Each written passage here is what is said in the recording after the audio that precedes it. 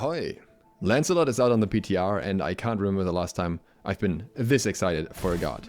His kit is extremely cool, especially because there's so much combo potential, there's so much ability chaining going on and all that kind of stuff, which means that really his skill ceiling is completely through the roof. So I want to just go a little bit into detail, first talk about the abilities in general and then some of the combo potential that I see for him, even though we will only be scratching the surface here because this guy can do a lot of things and it's going to be very, very fun to figure all of that out. Let's begin with his passive, which is probably one of the most straightforward parts of his kit. He gets stacks for guard kills and assists, and stacks for every 5 minion kills, with a maximum of 60 stacks. And while mounted, he gets extra movement speed from these stacks, and while unmounted, each stack provides reduced basic attack damage directly from the front. The bonus movement speed is 0.2% per stack, and the damage reduction from basic attacks is also 0.2% per stack. Let's test this. Our current movement speed on the mount is 500, as you can see in the bottom. So that should be very easy to see any changes there. Take some damage from beneath here. That's 48 per basic attack, and this is what we're going to reduce now. Right, we got 6 kills on Neath now. We can see that the passive is up a little bit. It unfortunately doesn't actually seem to give you an exact indication of how many stacks you have. But if we go mounted now, our movement speed is 503. So not really a noticeable increase in any circumstance, but it's still definitely there. The basic attack that we're taking, the basic attack damage that we're taking here, is actually still 48 so far. Right, and now we're at 10 stacks. And now you can see that the basic attack damage has gone down by 1, and now it's 47 per shot. So, not a massive reduction, but still worth keeping in mind. As you can see, if I turn around from the back, I don't get this reduction. It's only when I face the enemy with my shield.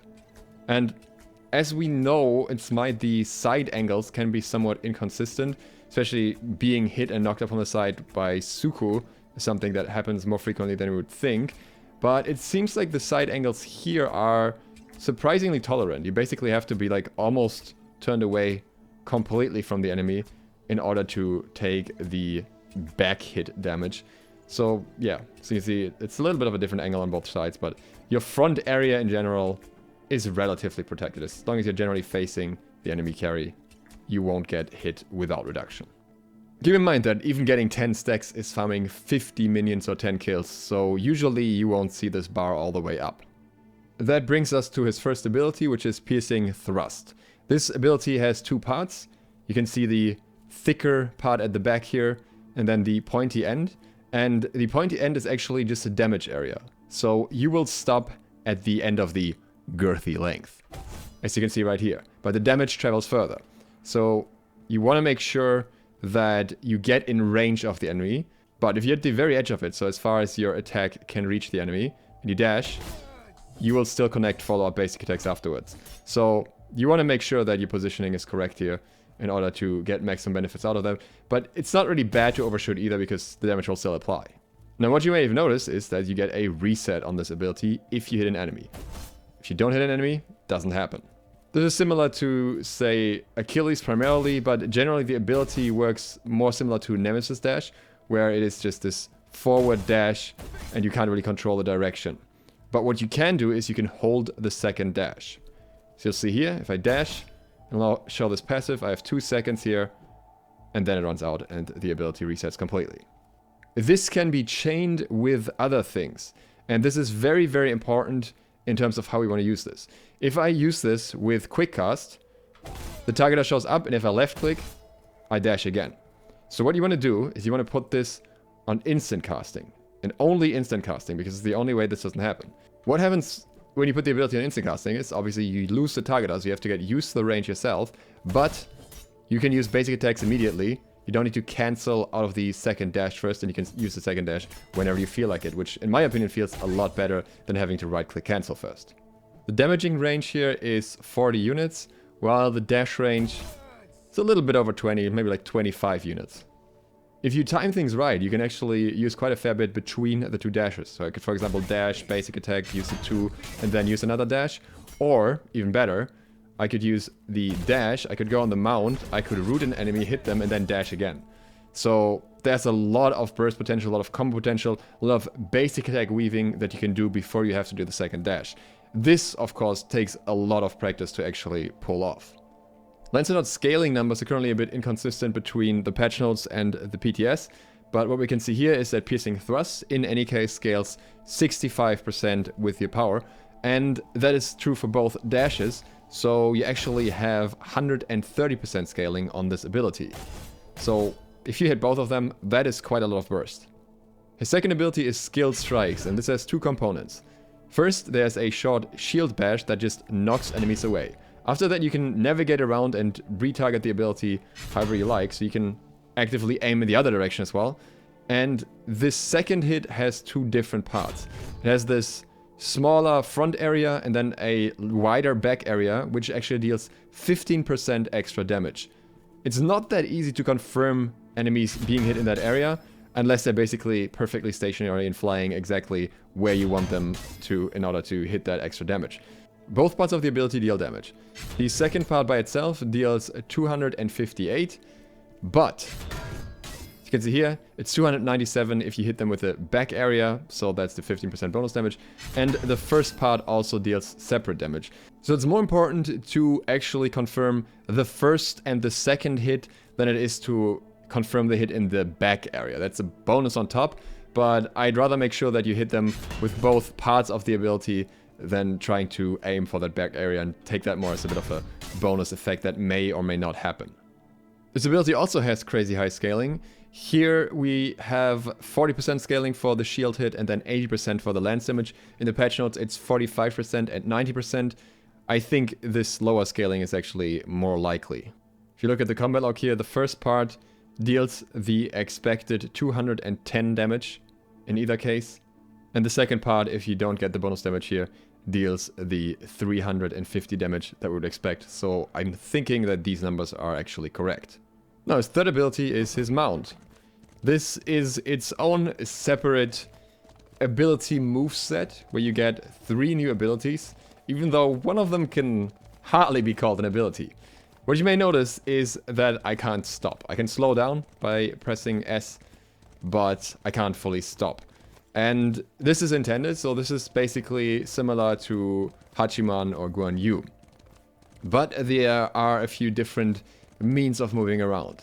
Now, what you may also notice is I can't actually move left and right by using WASD inputs. I have to turn my camera in order for the horse to turn. This is something that feels really weird as a permanent navigation, but you're gonna dismount a lot, so I can see why it would make sense. And I guess the slowing down part is pretty relevant for this as well. You're gonna use this a fair bit just to get through the jungle without running into walls constantly. By the way, look at the bottom left corner of the screen. Look at the movement speed. When you get on the mount, your movement speed actually ramps up.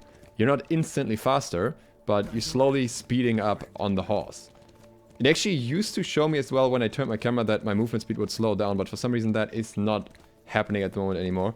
No, it briefly happened there, but it seems to only happen when I do side inputs at the same time, which I don't think actually changes my speed. The only thing that should really change my speed is pressing S, which also slows down the movement speed. So I'm not sure how accurate this is, but if I press, for example, A while turning left, that'll slow me down as well, and I'm not sure if this is actually a slower turn, or is it just indicating the speed correctly while I'm doing this. Now let's look at the abilities in the mounted form.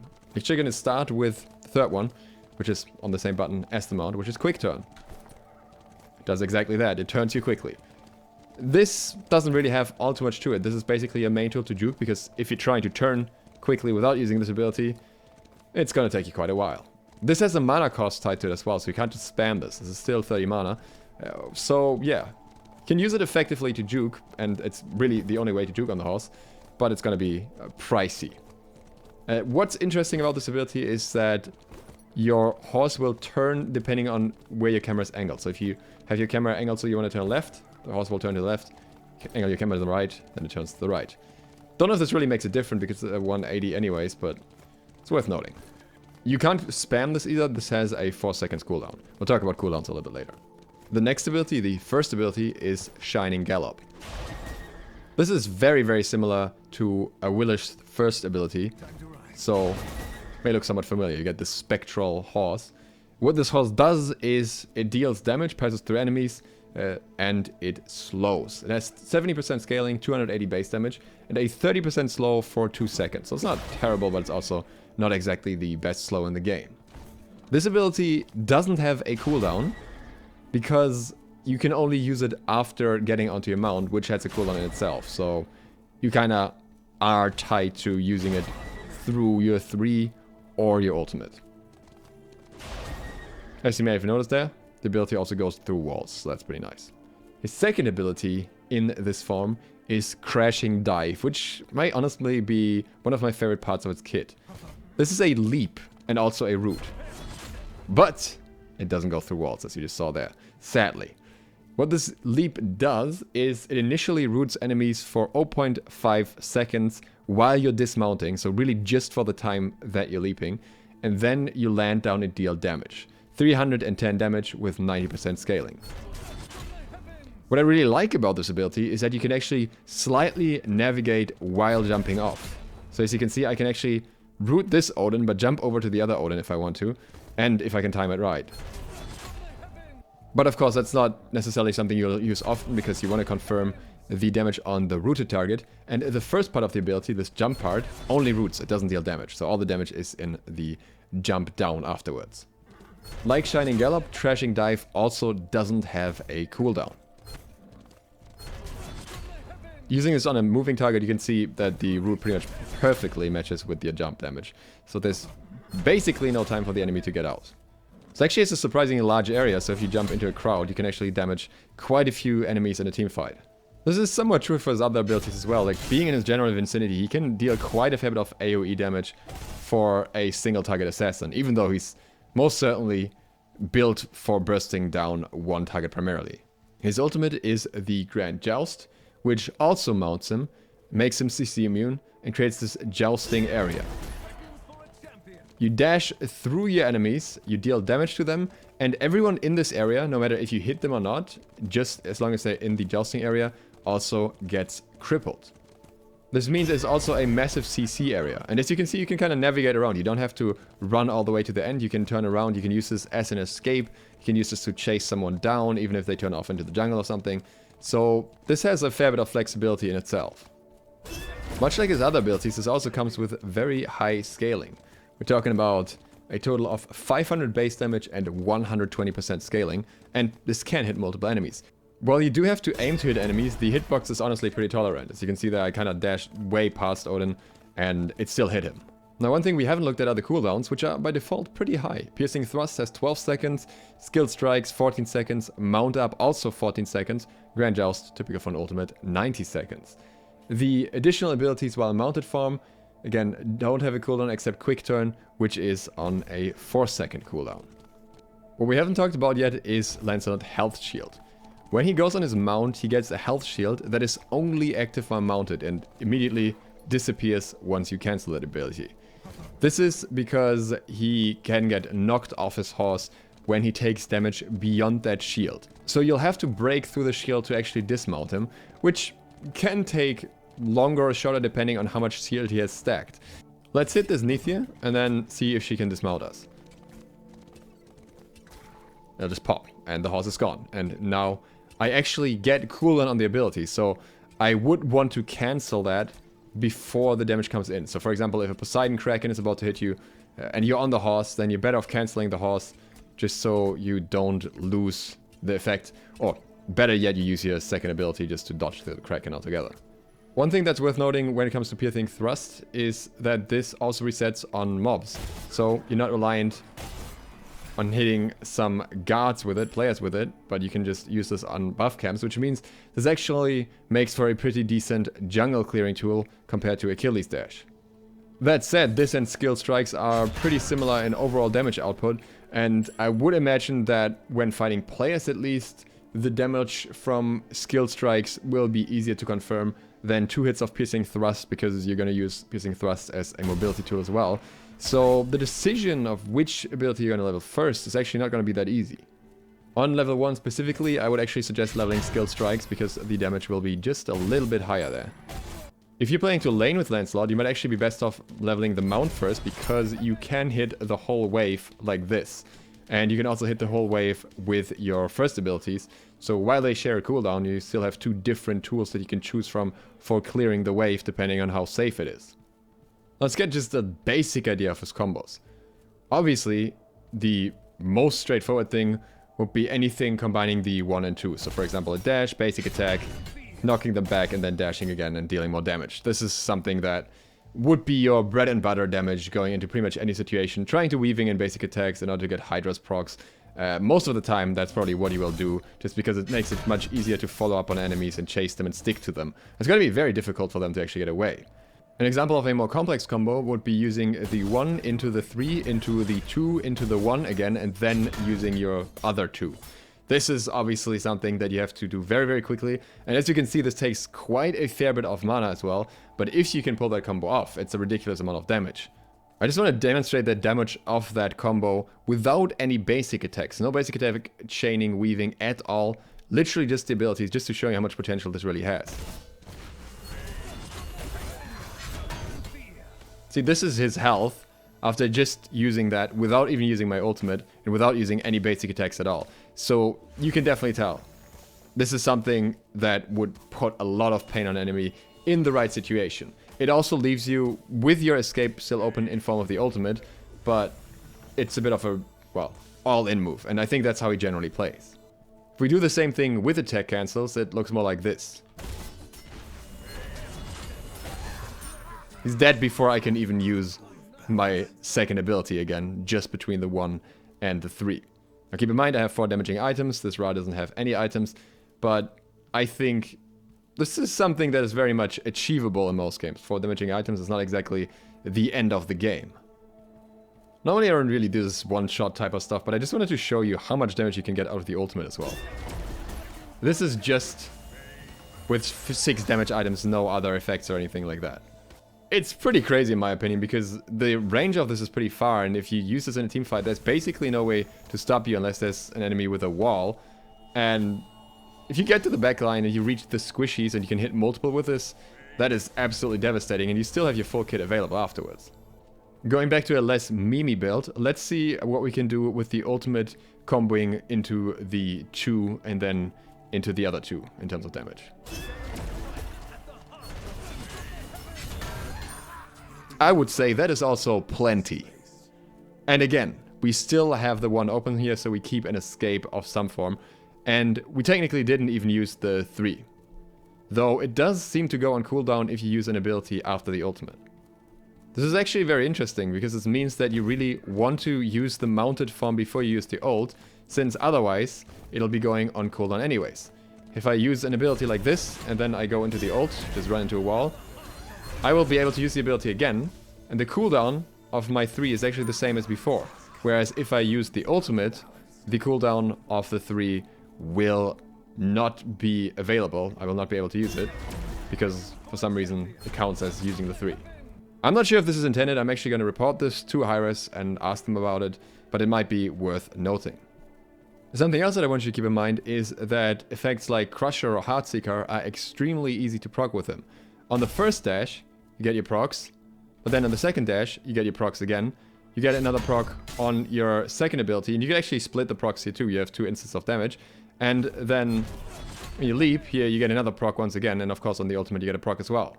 And you can apply many procs to multiple targets because they're AoE, and check on the second ability here.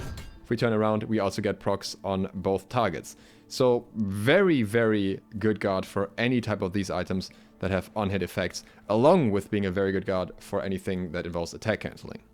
Also, on the more flavor side note, check out the backing animation. How cool is that? And he also has a very unique wave. All in all, I gotta say, I really like Lancelot. I really think that his kit is extremely fluid. It lends itself so naturally to any form of attack cancelling. He has that nice extended range that you get, for example, on Achilles or Wilsh as well. He also has a cleave on his third basic attack. I didn't even talk about that. So for jungle clearing, that's going to be very beneficial. Generally, I think his jungle clear will be relatively decent, even though it wouldn't seem like it at first. Just the multi-hit effects, meaning a lot of overall damage, should be very nice. His biggest weakness I see in him not getting over walls at all. and in cooldowns. I'm not entirely sure how he's gonna survive through that, because some situations will just put him in a spot where he just blew everything and he can't get out. By the way, it seems like you can jump over certain walls. Unfortunately, the Ymir bot is less cooperative than the Thor bot, so I'm not sure if you're going to be able to jump across all walls. I also wanted to show you how quickly you can blink combo into the ultimate. If you go blink and ult like this, you go pretty much straight away. I would recommend instant cast for that, because it just takes away a little bit of that time as well, and its ability is incredibly easy to target. So similarly with his other abilities, you can go straight into a dash, no problem there at all, or you can go straight into the 2. And last but not least, even with the 3, the animation is very, very quick. Again, his kit as a whole is super, super fluid, so you won't really have any issues with that type of stuff at all. The only ability that in my opinion feels just a little bit sluggish is the turnaround, but I imagine that is on purpose. They just don't want it to be too snappy and too instant, because that would make the ability a fair bit stronger. So as you can see, there's also a little bit of delay to go into another ability afterwards. All in all, Lancelot is the type of assassin that I've been waiting for a long time. This is exactly my playstyle. I really enjoy this. I really enjoy having to learn a lot about the combos and really getting a feel for all of his abilities to use them as best as possible. I think especially being able to use the forward charge, this one, effectively, it's going to take me quite a while, but it's going to be very, very rewarding. If you enjoyed this video, please consider subscribing and clicking the bell so you get notified of other upcoming videos. I will most certainly talk more about Lancelot in the future. Let me know what you think of Lancelot. Maybe you already had the chance to play him against other players on PTS. I won't go through that ping this week. I will instead play him once he is live on the normal servers, which won't be long anyways. And I hope to see you for the next one soon. Thank you very much for watching. SLOTH out.